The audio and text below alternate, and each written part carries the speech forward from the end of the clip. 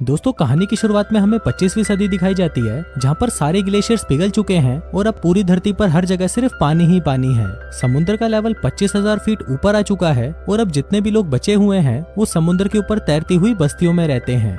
इसी दौरान हम दास्तान नाम के एक आदमी को देखते हैं जो कि अपनी बोट पर समुद्र के बीच भटक रहा था। इसके बाद वो एक डिब्बे में टॉयलेट करता है और उसे एक मशीन में डालता है, जिससे वो टॉयलेट साफ होकर पीने लायक बन जाता है और फिर वो उसे पी लेता है। तभी दास्तान को वहाँ पर एक बोट दिखाई देती है और वो कहता है कि जब भी दो बंजारे मिलते हैं तो वो अपने सामान की अदला बदली करते हैं, लेकिन इस पर वो बोट वाला आदमी उसे मना कर देता है। पर तभी वहाँ पर लुटेरे आ जाते हैं, जिसको देखकर वो आदमी दास्तान से कहता है कि अब तुम जल्दी ही मरने वाले हो। अब वो आदमी ऐसा इसलिए बोल रहा था क्योंकि दास्तान की बोट बहुत धीरे चल रही थी। पर तभी दास्तान अपनी बोट में कुछ जुगाड़ लगाता है और तभी वो बोट एकदम से तेज हो जाती है। इसके बाद दास्तान उस आदमी की बोट के पीछे पड़ जाता है और अपनी बोट से उसकी बोट को पूरी तरह तबाह कर देता है। तभी वो लुटेरे भी वहाँ पर आ जाते हैं और उस आदमी को पकड़कर मार डालते हैं। अब क्योंकि दास्तान वहाँ से निकल चुका था इसलिए वो बच जाता है। इसके बाद दास्तान एक जल बस्ती तक पहुँचता है और वहाँ पर जाकर वो उन्हें मिट्टी दिखाता है। अब मिट्टी देखकर वो लोग चौंक जाते हैं, क्योंकि आज के टाइम में जिस तरह से सोना चांदी और डायमंड्स कीमती हैं, उसी तरह उस टाइम में मिट्टी की कीमत बहुत ज्यादा थी। और इसी मिट्टी की मदद से दास्तान उस बस्ती के अंदर चला जाता है। फिर जब वहाँ के लोग दास्तान की मिट्टी को तोलते हैं तो वो 6.5 किलो होती है, जिसके बदले वो दास्तान को 62 सिक्कों का ऑफर देते हैं। लेकिन दास्तान उसे कहता है कि उसे 62 नहीं बल्कि उसके 2 गुने चाहिए। इस पर वो लोग उसे 2 गुने सिक्के देने के लिए भी तैयार हो जाते हैं। दरअसल इस टाइम मिट्टी की कीमत इसलिए भी ज्यादा थी ताकि ये लोग इस मिट्टी पर पौधे लगाकर उस पर खाने की चीजें उगा सकें। फिर दास्तान वो सिक्के लेकर एक दुकान पर जाता है और पीने के लिए साफ पानी खरीदता है। वहाँ पर दास्तान एक टमाटर का पौधा देखता है और उसे भी वो खरीदना चाहता है, लेकिन दुकान वाली लड़की जिसका नाम हेलन होता है वो उसे कहती है कि अगर तुम्हें ये पौधा चाहिए तो तुम्हें मुझे अपने आधे सिक्के देने होंगे। अब दास्तान को वो पौधा चाहिए ही था, इसलिए वो अपने आधे सिक्के उसे दे देता है। वहाँ पर हम एक छोटी सी लड़की को भी देखते हैं जिसका नाम इनोला होता है और हेलन उसकी गार्डियन होती है। इसके बाद जब दास्तान अपना सामान खरीद कर वहाँ से जा रहा होता है तभी वहाँ की बस्ती के कुछ लोग दास्तान के पास आते हैं। उनके पास एक लड़की होती है और वो दास्तान को कहते हैं कि आज रात तुम इस लड़की के साथ जो चाहे वो कर सकते हो और फिर जब ये लड़की प्रेग्नेंट हो जाए तो तुम यहाँ का सारा कीमती सामान लेकर यहाँ से जा सकते हो। लेकिन दास्तान उन्हें मना कर देता है और कहता है कि तुम लोगों के पास मुझे देने के लिए कुछ नहीं है। अब दास्तान वहाँ से जाने लगता है, लेकिन तभी बस्ती के लोगों को लगता है कि शायद ये कोई जासूस है, इसलिए वो उसे पकड़ लेते हैं। लेकिन तभी एक आदमी देखता है कि दास्तान के कान के पीछे गलफड़े हैं और ये देखकर वो चिल्लाने लगता है कि ये एक म्यूटेंट है। अब वो लोग दास्तान को कैद कर लेते हैं और उसे एक पिंजरे में डालकर पानी में डुबाने लगते हैं ताकि उसके मरने के बाद उसके शरीर को गलाकर खाद बनाई जा सके। लेकिन इससे पहले कि दास्तान पानी में डूब जाता, वहाँ पर कुछ लुटेरे आकर उस बस्ती के ऊपर हमला कर देते हैं। वहीं दास्तान पानी में डूबने लगता है, लेकिन तभी हेलन वहाँ पर आती है और उसे कहती है कि मैं तुम्हें बचा सकती हूँ, लेकिन इसके बदले तुम्हें मुझे और एनोला को अपने साथ ले जाना होगा। अब दास्तान उसकी शर्त मान जाता है और फिर वो तीनों दास्तान की बोट में बैठकर वहाँ से निकल जाते हैं। वहीं वो लुटेरे उनकी बस्ती को तबाह कर देते हैं और उस पर कब्जा कर लेते हैं। इसके बाद हम लुटेरों के सरदार डिंकन को देखते हैं जो कि अपने चमचों से कहता है कि उसे टैटू वाली लड़की चाहिए। दरअसल ये लोग एनोला के बारे में ही बात कर रहे थे। एनोला के पीठ पर एक टैटू है जो कि एक नक्शा है और इन लुटेरों का मानना है कि वो इस नक्शे की मदद से ऐसी जगह पर पहुंच सकते हैं जहां पर सिर्फ जमीन है। इसके बाद हम दास्तान को देखते हैं जो कि हेलन को कहता है कि उन्हें एनोला को मारना होगा क्योंकि हमारे पास उतना पानी नहीं है जिससे हम तीनों जिंदा रह सकें। पर इस पर हेलन उसे मना कर देती है और कहती है कि ये तो सिर्फ एक बच्ची है। इस पर दास्तान उसे कहता है कि बिना पानी के तो तुम लोग वैसे भी कुछ ही दिनों में मारे जाओगे।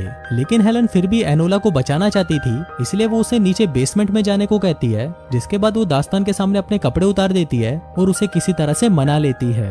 वहीं दूसरी तरफ हम डिंकन को देखते हैं जो कि अपने चमचों से कहता है कि उसे किसी भी कीमत पर वो टैटू वाली लड़की चाहिए ही चाहिए और इसके लिए वो प्लेन पर अपने कुछ आदमियों को दास्तान के पीछे भेजता है। फिर कुछ ही देर में वो लोग दास्तान के पास पहुंच जाते हैं और उस पर हमला कर देते हैं। फिर दास्तान हथियार लेने के लिए नीचे जाता है, पर ऊपर हेलन को लगता है कि शायद दास्तान भाग गया, इसलिए वो खुद ही उस प्लेन पर हमला कर देती है। अब उस हथियार में से एक रस्सी निकलती है जो कि प्लेन में जाकर फंस जाती है। तभी दास्तान वहाँ पर आता है और वो बहुत ही मुश्किल से उस रस्सी को काटकर उसे बोट से अलग कर देता है। अब हेलन की इस हरकत से उसकी बोट पूरी तरह से कबाड़ हो चुकी थी, जिससे गुस्सा होकर दास्तान हेलन और एनोला के बाल काट देता है और उनको कहता है कि आज के बाद मेरी बोट की किसी भी चीज को छूना मत। अब वो लोग आगे बढ़ ही रहे थे कि तभी दास्तान को एक बोट दिखाई दिखाई देती है जिस पर एक आदमी होता है। हेलन उसे कहती है कि हमें उससे बात करनी चाहिए, शायद उसके पास खाने के लिए कुछ हो सकता है। अब दास्तान ऐसा करना तो नहीं चाहता था, पर हेलन के कहने पर वो उससे बात करता है। फिर वो आदमी उसे कहता है कि उसके पास एक बहुत ही बेशकीमती चीज है, जो था एक कागज, क्योंकि समुद्र की दुनिया में तो कागज का मिलना नामुमकिन था। अब वो आदमी उसे कहता है कि मैं ये कागज तुम्हें दे सकता हूँ, लेकिन इसके बदले तुम्हें मुझे हेलन देनी होगी।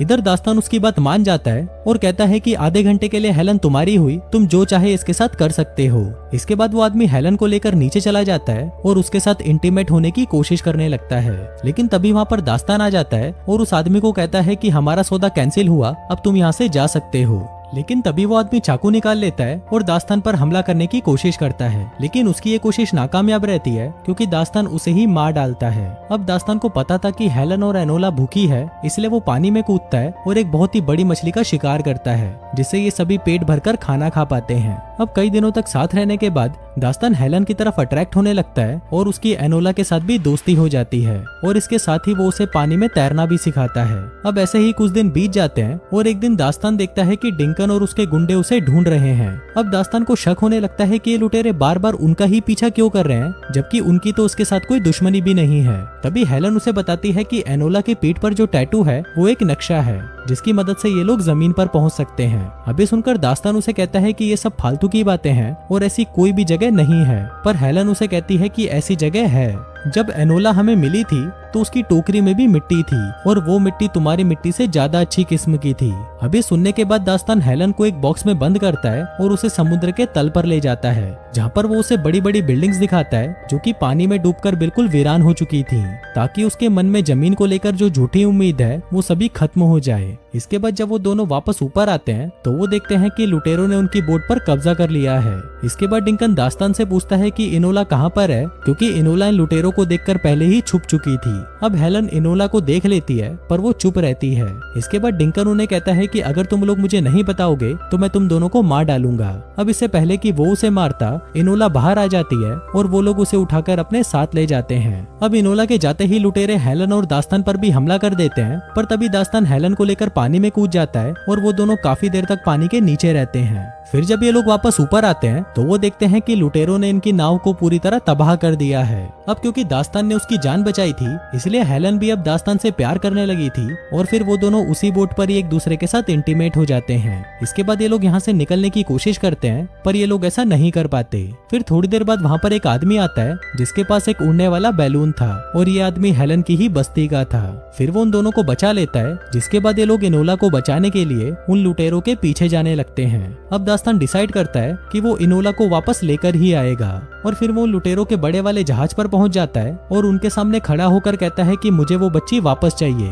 लेकिन इस पर डिंकन उसे कहता है कि बेटा तुम आ तो गए हो, लेकिन अब तुम जिंदा वापस नहीं जा पाओगे। लेकिन तभी दास्तान एक मशाल निकालता है और उसे जलाकर एक तेल वाले टैंक में डाल देता है, जिससे वहां पर एक बहुत बड़ा ब्लास्ट होता है और उन लुटेरों की बोट पूरी तरह तबाह हो जाती है। इसके बाद दास्तान इनोला को ढूंढने लगता है, लेकिन तभी वो देखता है कि डिंकन एलोना को प्लेन में बिठाकर वहां से भाग रहा है, पर दास्तान एक रस्सी उठाता है और उसके हुक को प्लेन में फंसाकर उस प्लेन को क्रैश करवा देता है। अब उन लुटेरों का जहाज भी पानी में डूबने ही वाला होता है, पर तभी वहाँ पर हेलन उस उड़ते हुए गुब्बारे को लेकर आती है और फिर वो सभी उसमें बैठकर वहाँ से जाने लगते हैं। लेकिन डिंकन अभी भी जिंदा होता है और वो एक बंदूक लेकर उससे हेलन पर गोली चला देता है, लेकिन वो गोली एनोला के पास जाकर लगती है और एनोला उस बैलून से नीचे गिर जाती है। तभी दास्तान उस बैलून से जंप करता है और एनोला को पकड़कर वापस ऊपर आ जाता है और ये लुटेरे जो एनोला को पकड़ने आए थे वो आपस में ही टकराकर मारे जाते हैं। अब इन लोगों के साथ जो आदमी था उसे नक्शा पढ़ना आता था और वो उसकी मदद से उस आइलैंड का पता लगा लेता है। अब ये लोग फाइनली सूखी जमीन पर पहुंच जाते हैं और वहां पर उन्हें एक झोपड़ी मिलती है जहां पर दो कंकाल थे जो कि एनोला के माँ बाप थे। वहीं पर टैटू बनाने का सामान भी था, जिससे हमें पता चलता है कि एनोला के माँ बाप को पता था कि वो मर रहे हैं, तभी उन्होंने एनोला के पीठ पर यहाँ का नक्शा बनाया और उसे एक टोकरी में डालकर समुद्र में छोड़ दिया। साथ ही उन्होंने उस टोकरी में सूखी मिट्टी भी डाल दी ताकि जब ये किसी को भी मिले तो उसे पता चले कि कहीं पर सूखी जमीन भी है। वहीं दूसरी तरफ हम देखते हैं कि दास्तान को यहाँ पर बिल्कुल भी अच्छा नहीं लगता, क्योंकि वो एक इंसान नहीं बल्कि एक म्यूटेंट था और वो समुद्र में वापस जाना चाहता था। वहीं पर हेलन और एनोला नहीं चाहती थी कि दास्तान वापस जाए, पर दास्तान को जाना पड़ता है क्योंकि उसकी असली दुनिया समुद्र में थी। अब दास्तान अपने अगले एडवेंचर पर निकल जाता है और दोस्तों इसी के साथ ही ये कहानी यहीं खत्म हो जाती है।